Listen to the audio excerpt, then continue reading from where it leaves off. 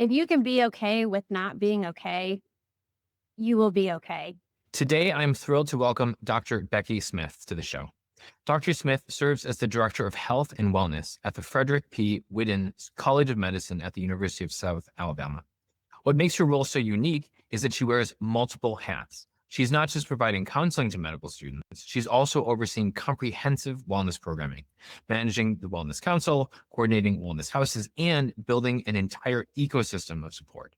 She created the Peers program, where students are trained in mental health first aid to support their classmates. She also runs monthly lunch and learns, tackling topics like imposter syndrome and burnout. And perhaps most importantly, she's someone who truly understands that wellness isn't just about bubble baths and yoga. It's about emotional intelligence, resilience, and fostering the skills that will make these students better physicians. Dr. Smith, thank you so much for being here today. Yeah, thank you for having me. Absolutely. So how did you end up as the Director of Health and Wellness at the University of South Alabama? Yeah, that's an interesting story. So I was actually at another med school prior to that, and I was an embedded therapist. And so I was pretty much just providing the therapy. And so that season kind of came to an end, and I was looking to move closer to family. And I saw this position. And at the time, it was actually just health and wellness counseling. And so reading the job description, it was pretty much things that I was doing plus potential to continue developing things. And so it's a full-time position, and it wasn't embedded. It was solely owned by the med school. And so I applied for it, and it was like a great fit. And so I took that position, and then in the last 4.5 years, that position has just exploded. I've had opportunities to expand our wellness curriculum and develop our lunch and learns. This is when I got to create the peer support program and add that to our offerings. And so in that process, they changed my title to Director of Health and Wellness to really reflect that I'm doing multiple things to provide wellness programming and support to our medical students. What do you think are the biggest challenges that students have around wellness? I think changing their mindset about what wellness truly means. I think we get caught up into just letting time off, and time off is very important. It's valuable, right? Like we all need a break. We all need time away. But also there's a lot of little things that we do on a day-to-day basis that promote our wellness. And I don't think we give that enough credit. Just simply brushing your teeth and going to bed at a decent hour, stopping studying when you're tired so that you can actually rest and relax and be more productive the next day. These are all things that are super important, but we tend to minimize them because we think, if I just had time off, then I could be well. And again, yeah, we all need time off. We all need a vacation. But if we're only living for our vacation, then we're not actually well. We're not actually doing the things on a day-to-day basis that could be helpful for us. So this So I is think again I'm where, hearing that wellness is sort of a part of the toolkit, right? In order to be, because, med students focus so much on success. I'm hearing that wellness is sort of a part of the toolkit for success.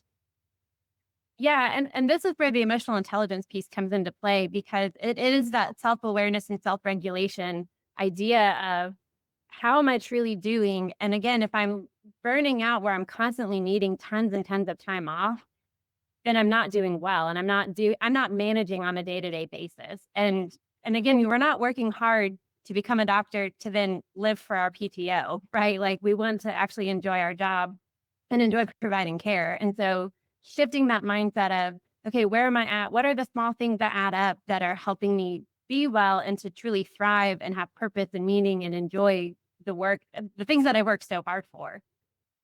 So paint the picture. So let's say that I'm one of those med students that doesn't care about wellness. It's like, oh no, I'll sleep when I die. Like, what are ways in which I am going to feel the lack of wellness in my life if I'm, even if I'm solely focused on trying to get the highest scores or things like that?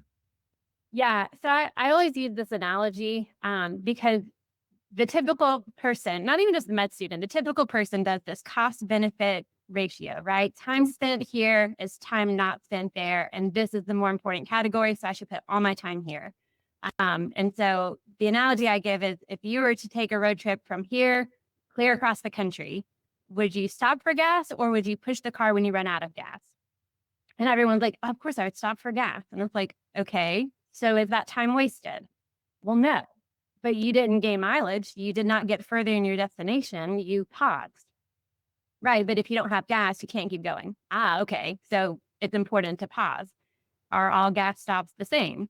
No. Sometimes you're just pulling off the side of the road and it's a quick fill up. Sometimes it's a bathroom break. Sometimes you need to take a longer break and stretch your legs, get a snack, And so this is the idea of time spent in another category doesn't mean it's not beneficial. It still helps your overall goal. It's just different. And so again, shifting that mindset of, okay, well, it's only in this category. I need to put more and more and more. Well, I don't have any more. I'm burning out. I'm exhausted, but I should study more. I didn't do as well. So 8 hours wasn't enough. 10 hours now. Well, at some point you're limited to 24. So being able to kind of shift that mindset of time spent in another category helps you overall. It's just not the category you think. What's your favorite story of someone who kind of went in with that mindset of like, I don't have time to take care of my car, right? But they switched it and they actually saw sort of these paradoxical benefits. I see this all the time in dedicated for step one. And I tell them going into dedicated, your 4 protective walls are eating, sleeping, socializing, and exercising. Do not eliminate these things. These things are so important for your step one success. And without fail, I have someone who has been burning out. Their practice scores are going down. Their test is coming up. They're freaking out. They're not doing well. And so my first question is, how's your sleep? Are you sleeping? How much sleep are you getting? Did you eat today? No, I didn't eat today. I forgot. I haven't been sleeping. I can't fall asleep. I'm so anxious. I'm so worried. The test is coming up. And so I tell them, I want you to go to bed early tonight. I want you to stop studying today. You're done. Take a break. Just do something fun. Make dinner plans with a friend. Get out of the house. Close UWorld. Go to bed. Restart tomorrow. And the ones that do it come back to me the next week and they go, my score's improved. I feel so much better. Things are clicking. And it's like, yes, because you spent time in another category that helps you overall. It just wasn't the category you thought. It's not doing more UWorld. It's not reading first aid. It's taking care of yourself to go do those things. Yeah, that makes sense. Yeah, we had a student once. He had failed step one. He was like super burned. Like he kind of burned the candle on both ends. He'd failed step one and he like couldn't get out of bed. He was also like really depressed. His mom had to drag him to the call and worked with him in 2 months, had basically transformed his approach. In addition to that, though, he'd hired a personal trainer. He was getting sleep. He was actually like socializing. Like he scored a 92% on his NBME. So like literally went from the bottom 3% to the top 3% in like 2 months. And wellness was a huge, huge part of that, right? It was like he was losing weight. He was eating better. He was sleeping better. Like everything was just so much better. So I can definitely see how that could make a big difference. So you also do all of the counseling for the med school, which extends to PhDs. What are the most common things that people come in and want to discuss with you? It's a garden variety. I think the most common that comes up is academics, just because, again, like you're in med school, your world has shrunk. So you eat, sleep, and breathe med school. That doesn't mean relationships or other stressors don't come up, but that tends to be the focus. But a lot of that, it ends up being an identity shift. This professional identity formation of I'm just a student, or it's not clicking, or if I can't do this here, how am I going to be successful there? How is this going to make me competitive? And so it's just a lot of anxiety and uncertainty about the future. And so being able to kind of just take a step back and say, okay, this is where we're at now and what's in your control, right? Just focusing on being where your feet are, which is so hard, right? We can tolerate ambiguity. We really can't tolerate uncertainty. And so that's part of like, I'm doing all of these things now.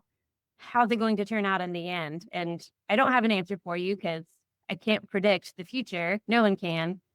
But we can trust the process and trust that the things that we're doing now are going to help us be successful, whatever that ends up looking like. Say that again. We can tolerate ambiguity, but not uncertainty. Humans like to control things. We like to predict, right? Which is where a lot of our anxieties come from. It's what if, what if, what if, what if, what if. My brain is trying to predict, to control, and you can't because there's not much in your control. I think that's a harsh reality for people. But ambiguity is different because I kind of have an idea, right? So like when you went to elementary school, transitioning to middle school was probably stressful, but you had an idea of what middle school would look like. So we were able to endure. Same thing with high school, same thing with college. But now you're in a different environment where I have no idea. This is an entirely new ball game. I have no idea what this looks like. And that is uncertainty. What do I do? I don't have a schema for this. I don't have a way to navigate this. And yeah, I can talk to mentors and I can talk to other people and it give me an idea. But then I do the comparison of, well, that's not my situation, or that's not me, or that's not my transcript, and so it becomes even more uncertain, which just fosters more what if, what if, what if, or in the past tense, woulda, coulda, shoulda. If I had done this, then this could have been different, or I should have done that, and then I wouldn't be in this situation. And again, it's a false assumption that I could have changed something here to change my outcome over here. And it's, again, the idea of control. Interesting. I never really thought about med school as being qualitatively different than the previous schools. Like, what are other examples in which med school would be different from an uncertainty standpoint as opposed to an ambiguity standpoint? So we get caught up on our exams, right? Like, but we're not training them to be professional test takers. We're training them to be physicians, and that is a different mindset. And so the typically first 2 years, they get locked in I have to do well on this test. I have to get ready for step one. But then they lose the bigger picture of, you're not here to take step one forever. You're here to become a doctor.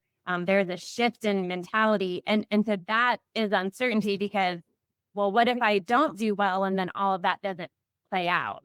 Or what if I don't know that I want to do something competitive now and down the road I decide I want to do something competitive and now I'm not competitive? And so again, it's this, we don't know, and it's uncertain because before, all I had to do was be a good student. All I had to do was have good academics. All I had to do was check, check, check, and I got my desired outcome. This one feels a little bit more uncertain because different specialties value different things. They look at different things. How you spend your time now is going to predict your future. I mean, it just becomes a lot more uncertain versus ambiguous. Well, it sounds too, and you correct me if I'm wrong, like stakes also probably play a role. Like They feel higher. I don't know that they are higher.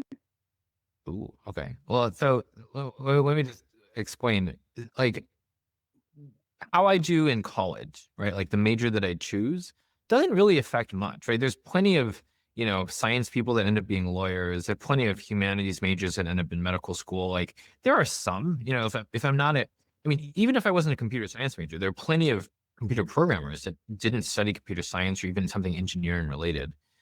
In medicine, it's different, right? Where it's like, if I go into residency for anesthesiology, I am probably never, ever, ever going to be an orthopedic surgeon and vice Possibly. versa. Yeah, medicine is very unique in that what you tend to pursue on the front end, you tend to get locked into. And yet it's not impossible to change if you want it. That people don't want to, right? It would require going back to your residency. It would require taking a pay cut. It would require doing things that are not fun and not pleasant the first time around. Why would I do that a second time? But people change their specialties all the time. I mean, you hear those stories of, I pursued X, and then after I completed residency, I decided I didn't like X anymore. So I went and reapplied. It's not impossible. It's just not ideal. Sure. Okay. So let's say I'm a stressed out med student and I'm like, oh, this is so uncertain. I'm worried about, these potential outcomes. Like, what if I do this, or what if I want to do something competitive in the future? I don't want to close doors. What's the best way for me to address this? The thing that I say most often that med students probably roll their eyes at, or again, I'm a broken record, is what's in your control, right? And that is such a hard thing, again, for us as humans, because we like to control. We like to know we have a guarantee. And unfortunately, we don't. We don't control outcomes as much as we would like to think that we do. We do not control outcomes. And so being okay with not being okay with that tension of, I did my absolute best. And if it's meant to be, it will be. And that is a hard place to live. But that's all that I can do. And I can navigate as I get more information, and I can navigate as the next step presents. But worrying about that is not going to change those outcomes, and it's not going to make it better. If anything, it just adds to my suffering, right? Like so much of our suffering is based on our mentality. And so what I tell myself and how I interact in that, and if I focus on the wrong things, it is worse because I'm not focusing on the things that I could be doing that are in my control versus trying to control the things not in my control, if that makes sense. What's your favorite story of someone who kind of went from worrying about the things they could control to focusing on controllables? Um, so there's one student that kind of stands out in my mind. And part of it had to do with relationships and not just specialty, but also just how she was navigating things and um just was very isolated despite her best efforts. You know, she was showing up to everything. She was trying to connect, trying to build these relationships. And for whatever reason, it wasn't working. I mean, I loved talking with her. She was smart. She had such great insight, but just couldn't form these meaningful relationships. And so we kept talking about like, do you control other people? No. Okay, but do you control how you let other people treat you? Yes. And that was such a hard thing because, well, if I set these boundaries, if I set these limits, that I will have nothing. And the fear of nothing was greater than just trusting that you deserve better than how people are treating you, trusting that it will be okay. You will find those people. And so it took a long time, but we finally got to a place where she had had enough. And so she started setting those limits and not letting people kind of treat her that way. Like that was in her control. Like, you're not going to talk to me like that. You're not going to, you know, take advantage of me. And so those relationships drifted and it was hard. There was definitely loneliness, but we were already feeling lonely. So is this a different or worse loneliness? No. Okay. So we navigated that. And in the process of that, discovered she really liked this one specialty and she had never considered it before. But then the feedback was, well, you're not really going to be good at that. Right. And again, all this negative influence. And it was kind of like, okay, what is in your control? Is this valid feedback? Is this something that you believe? Is this something that is based in evidence versus their opinions? And so again, her being able to kind of advocate for herself and stand up for herself. And she pursued it and she mashed into it. And in the process of that, met some really wonderful people and have this like rich, thriving social network now. But again, it took a lot of like, what is in your control? You cannot control how other people are treating you or talking to you, but you can control what you do with that and how you choose to respond. And so again, being able to kind of just see her flourish and come into that was like so incredible. But it took a long time to reach that point of, can I be okay with this? Can I be okay with not being okay? And finally reaching the point of, yeah, I think I can. What specialty was it? Orthopedics. Wow. What's the biggest barrier for people to focus on the things that they can control? Like why do we have such a hard time with that? Because we want to control more than we can. So really all that's in your control. And this is such a harsh reality. But again, it's just the fact I can control me. That is it. I control my attitude. I control my behaviors and how I respond to things. I control my emotions to a degree, right? Like I can hold perspective and I can acknowledge that, this really sucks. And right, I can live in this tension. Um, and that's pretty much it. Sometimes we think, well, no, if you do all of these things, then you get this. And it's like, well, no, you do these things to work towards it. That's not necessarily a guarantee. And so we like guarantees, but life is not full of guarantees. Um, and so I think that's the hardest thing is just acknowledging I have very limited control in life. And that is hard. And it's also going to be okay because how I adapt and how I respond to that is going to help me be better. What else causes a lot of people sort of unnecessary suffering in their med student journey? I think there's this misconception that if it's hard or stressful, that I'm doing something wrong, right? Like we've taken students who are the best of the best, who, for the most part, that's not to say everybody, but for the most part, did not have a difficult time academically, right? Like they were the top of their class. They didn't have to put in a ton of work to make really good grades and to do really well. They were involved in tons of things, right? Like they are your ideal student. And then they get to med school and all of a sudden different ball game because again, if you're all best of the best, Well, now someone is no longer the best of the best when you're all together, right? And so you change your pecking order and it gets harder. And so we assume that if it's now hard, I've done something wrong. And it's a misconception, but also we shouldn't be afraid of stressful things. We shouldn't be afraid of hard things. There's this concept, we talk about resiliency, right? But like resiliency doesn't mean like you overcame it and got your outcome. It means you endured. There's also this concept of like being anti-fragile, right? This idea of like, grit and like I can endure these things, but it also improves me. I think the best illustration of this is stresswood. It's this idea in nature, right? That like if you look at these beautiful trees that are in like the coastal climates, right? These beautiful oaks, they have what's called stresswood. And so trees cannot grow in greenhouses. They need wind. They need something to kind of push against them to harden their roots, to dig down deep, to firm up the wood. And so if you leave it in a greenhouse and it's totally protected from the elements, it becomes top heavy, topples over, it won't thrive. But if you plant it out in nature, trees in particularly very windy areas get firmer, they get stronger. And so then when hurricane seasons come or tornadoes come, they can survive. They can endure these high, intense winds because they've been in the elements. They've endured the wind all the way up until this point. So when a heavier wind comes, they're prepared. And so again, this idea that, well, I shouldn't be stressful, it shouldn't be hard, I shouldn't be struggling. Again, it's a misconception that I've done something wrong. It shouldn't be this way. I always tell them, don't should yourself, right? Like it is. It is hard. And that's okay. This is how we grow. This is how we improve. This is how we endure because hard things prepare us for harder things. And so if I don't have any struggles now, when there is an issue, I am not actually going to be equipped because I've never practiced. And so again, getting them to shift that mindset of, nah, I used to be the top of the class. I should still be the top of the class. No, you're still doing well. It's just maybe not going the way that you had hoped or expected, but that doesn't mean it's not going well.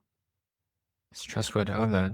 So it sounds like there's a certain degree of reframing it, right? Reframing the experience of this is hard and as opposed to this is hard and therefore, right? Absolutely. Yeah. What you tell yourself matters. Like our self-talk, our narrative, all of that, our perception shapes how we are going to navigate and how we're going to respond to this. And if I tell myself, this is unfair, it shouldn't be this way, this is just not how it should be, then there's kind of this like learned helplessness of there's nothing in my control. I can't do anything about it. This is just a harsh reality. And that is very defeating and demoralizing versus, no, it is hard.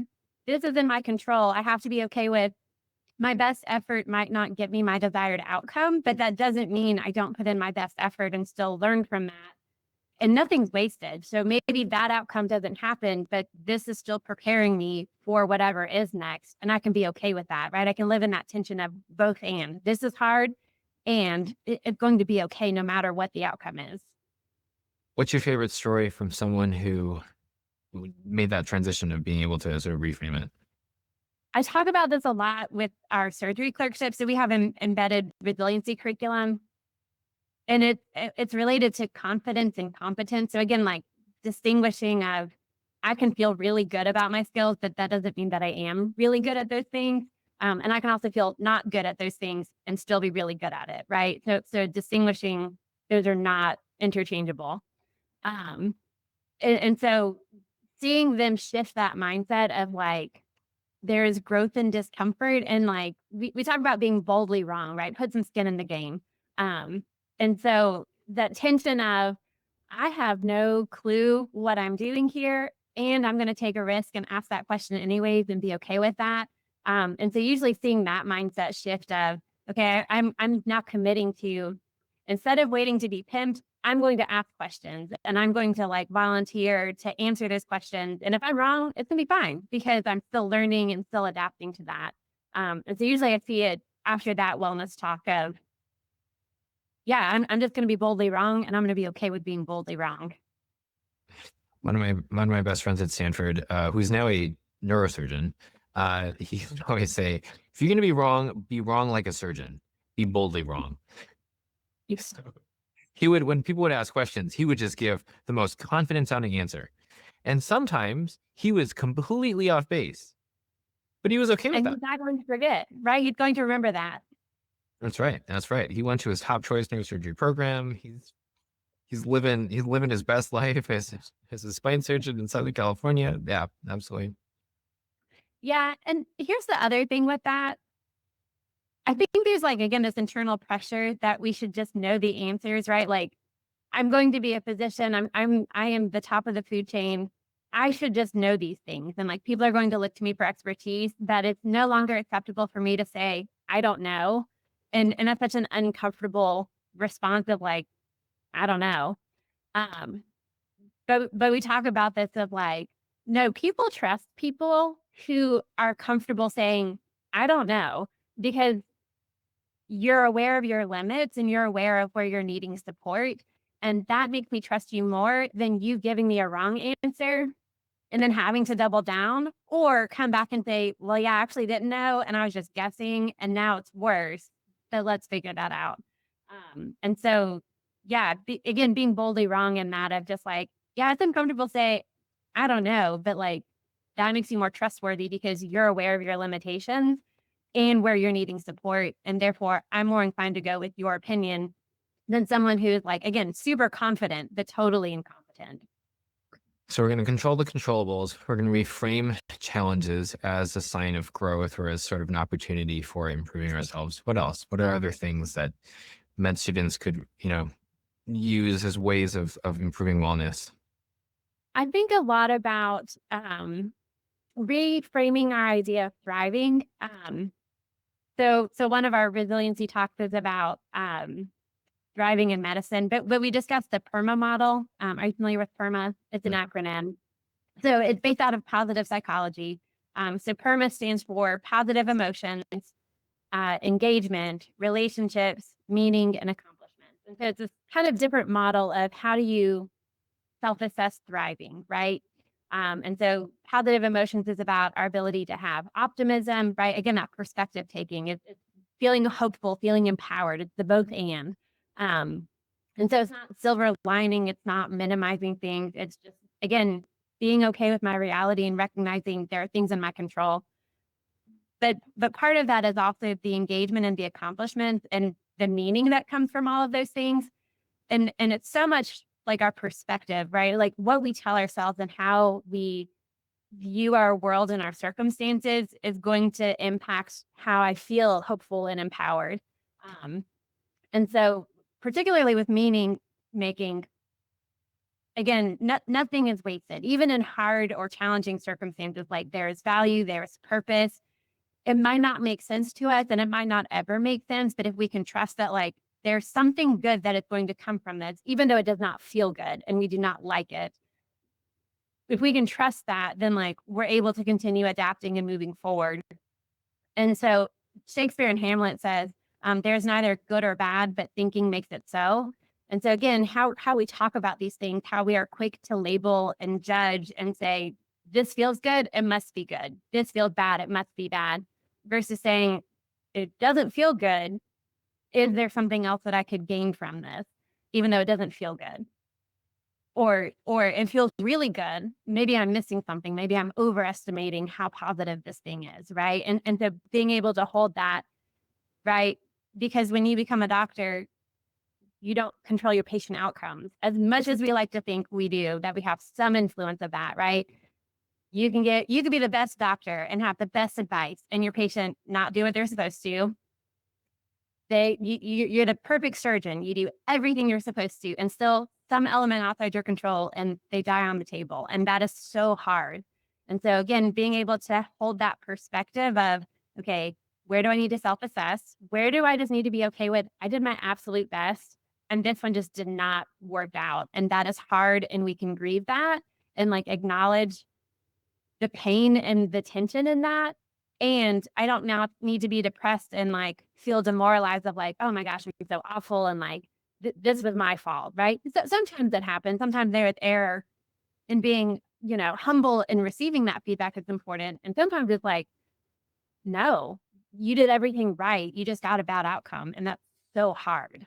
How do you differentiate between the two, right? Because like we all know there's people where they are way too hard on themselves, and we also know people who maybe like could have done better, but like are sort of seeing everything and kind of justifying it. Like how can we how do you strike a balance? This is why relationships are so important. We need people. We're not meant to do life alone. And Ryan, there's so much research about how our brain thrives when we are truly intimately connected to people. Um, but that's the accountability piece, right? Like if I don't have people and I don't have accountability in that, then I have blind spots. And so I need people, right? And that doesn't mean the feedback is always going to feel good, especially when they're like constructive criticism. This is where you could go better. And right, like nobody wants to hear that. We all want to hear you did a great job. You were so amazing. But we need people who can speak the truth in love, right? Like they can give me hard feedback in a very kind and compassionate way. That's going to sting. It definitely sucks when we get that feedback, but it inspires me to do better and it inspires me to continue growing and improving. And now I don't have that blind spot because my friend, my mentor, my accountability partner is helping me grow in that. And I'm doing that for them as well, right? It's not just about me getting feedback. It's how are we helping learn from each other and growing and pointing out our blind spot so that, yes, we can continue improving. But if you're not open to that feedback, then you've got a blind spot. And again, this is the overconfidence. This is really just arrogance, right? And therefore, you will not be competent. You will reach your threshold of this is as far as you can go until you're humble and open to better feedback to continue improving. So how do we find that person, and how do we know if that person is coming at it from like a place of sort of loving objectivity? I think one, this is where being vulnerable and like truly having that relationship with them is so important. And so finding those people that you feel it, you truly feel like I can share the the yucky stuff, right? Like I am nervous about how this is going to be received, but I can put it out there and okay, they responded in a very positive and affirming way, or even validating of like, you were worried about this? Yeah, me too. Like we're human. We have the same experience. Here's how I've learned and grown from that. Also finding people who again can be very candid with you and like tell you how it is and not sugarcoat it. That doesn't mean that they're jerks, right? Like we're not looking for someone who's just very blunt and like cuts you down. But we also don't want someone who's going to like minimize it or silver line it or downplay this thing. To find and that's hard, right? Like practicing giving people good feedback is a skill, right? So like practicing that and like also getting feedback about your feedback of like, what did you hear me say? That is not how I intended that to come across. Let me reframe it. And so finding people who are not going to sugarcoat it and just tell you again in a very candid way, but also in a very honest way that, hey, this is your stuff. This is what you need to work on. Um, and again, likewise, feeling like, okay, I can do that and I can come back to them and not feel judged or feel like they were um, thinking less of me and like now they don't trust me, right? Like, yeah. So being vulnerable, honestly. Yeah, I think I'm getting like it sounds like a combination of a lot of the things that you're talking about. So it's being vulnerable. So it's controlling the controllables, right? So it's like I can control how it is that I show up. I can control how it is that I ask questions, the kinds of people that I approach. I can also control and frame or reframe the response, right? It's not when they're giving me constructive feedback, it's not a sign that I'm bad. It's more of a sign that an opportunity for me to improve. I think about a story my mentor gave me about the takeaway is water the plants. And so the gist of the story is um, sometimes we're asked to do things that don't feel like they're part of our job. They're beneath us, right? Like, why would I do that? I don't have to. And so do it anyways. Just water the plants. Like it's not going to hurt you. Water the plants. Um, and this is usually what we get evaluated off of, right? Like we assume people are looking at our big plays, Like I did this awesome thing and it was a great opportunity. And that's what gives me the notoriety. That's what gives me trust. That gives me street cred. And yeah, that happens. But like those big moments are few and far between. Like people are noticing the small things, watering the plants or not watering the plants. And so if you're constantly waiting for a big opportunity to prove yourself or to like grow, you're missing all the small opportunities to actually do that. And so the idea is be faithful in the small things. Do the small things. Do the things that are beneath you that you think are not your job, that it doesn't matter. No one cares. No one's going to notice. People are going to notice and people do care. Um, and so do it. And it will pay off in dividends because one, they'll see your character, they'll see your integrity, they'll see truly your work ethic. Right. Everyone thinks they're a hard worker until it comes to doing the small thing that you're like, I don't have to do that thing. Do it anyways. It's not going to kill you. Right. And so, yeah, I think that's another idea is just we all want these grand things. Grand things don't always happen, but the small things happen all the time.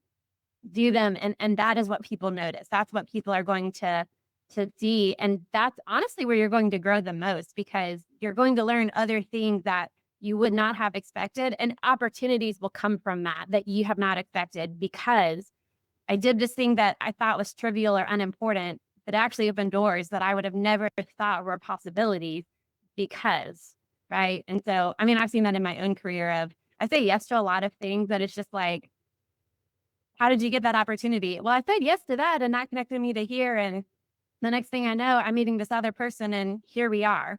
And it was, well, why did you say yes to that thing? That has nothing to do with anything. Why not? Just say yes. Opportunity. Interesting. What's your favorite example of that? It's how I got connected with med students, honestly. Um, so I was a new hire at the counseling center. I was in the process of finishing up my doctorate and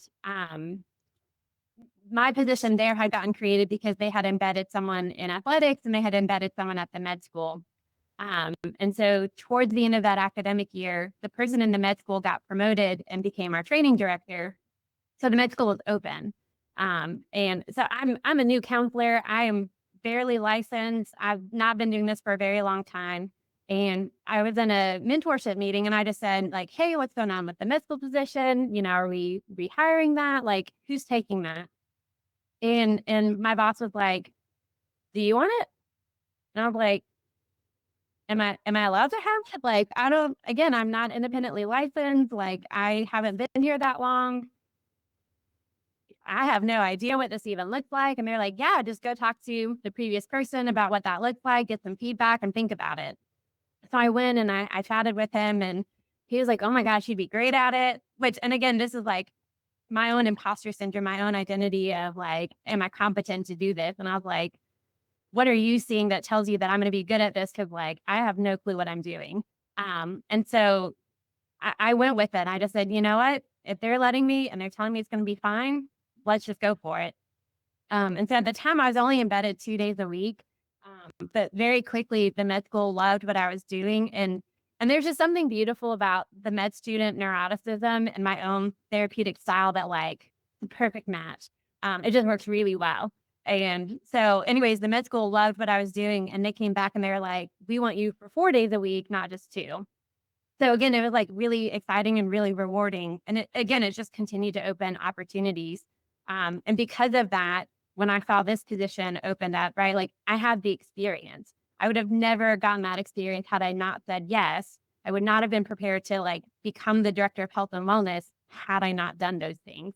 And it's not like that job came with like increased pay or notoriety. It was just 2 days a week, you're going to go sit in the med school and see med students. That's it.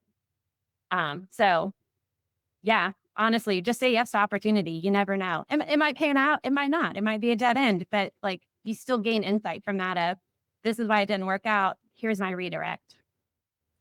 I love that. So as we wrap up, what's one piece of advice that you find is sort of that's unconventional? So something that maybe people don't typically hear or typically think of that you find is particularly effective. I think something that we kind of talked about earlier, and again, I'm a broken record. I probably only have 5 counseling skills that like just we repeat it over and over. But again, I think if you can be okay with not being okay, you will be okay. Um, and it's this idea of show up authentically, be open to feedback, endure the hard things, right? Like life is hard, it's difficult, it sucks. It's not the end, right? Like we can continue growing and adapting from that. And if I can just be okay with that and be okay with I am giving my best and it's not always going the way that I want it to, but I'm learning from that and I'm growing from those things, then I don't have to feel like I have to prove myself. I don't feel like I have to pretend to be something that I'm not to fit in. Like I will fit where I'm supposed to fit and I will find my people. And even if I don't find my people now, that doesn't mean that like that's it. There's a ton of people in this world. Like you're going to find your people. And so just be okay with that. Be okay with not being okay. It takes a lot of pressure off. I'm doing my best. I'm working hard. I'm open to feedback. I don't always like my feedback. I'm open to it though, and it's going to be fine. Trust the process. Okay, well, your students are very, very lucky to have you. I think that's very clear. And thank you so much for sharing all of your perspective. I think that it is extremely valuable for people to hear. And I think it's something that I don't think a lot of us get to hear a lot about. And so I really appreciate it. Awesome. Thank you. And I enjoyed our conversation today. It was great. What if you could walk into step one already knowing you'll pass? I've watched students transform from failing practice tests to comfortable passes in just 3 weeks. The secret? They stopped blindly copying what worked for others and started using a proven system that actually fits how step one works. In my next video, I break down the exact 10-step framework that virtually guarantees you'll pass. Not through luck or grinding harder, but through a systematic approach that just works. Click here to watch how to virtually guarantee a step one pass and get the system now.